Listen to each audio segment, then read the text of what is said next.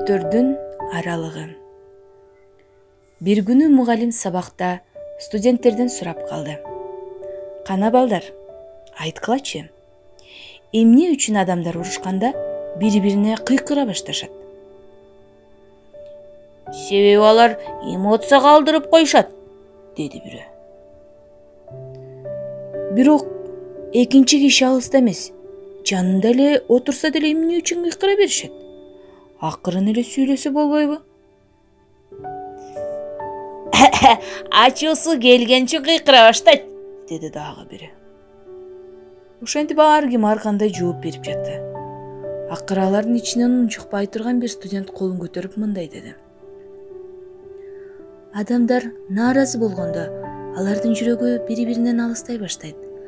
Канчалык бири-бирине ачуусу келген сайын алардын жүрөктөрү ошончолук алыстайт.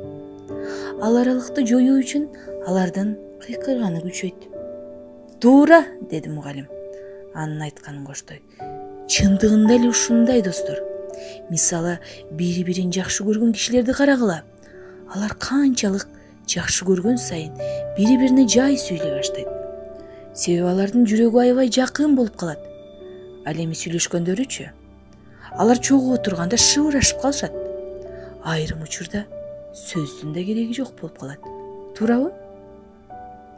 Демек, адамдардын ортосундагы аралык алыс же жакындыктан эмес, алардын ортосундагы мамиледен да көз каранды.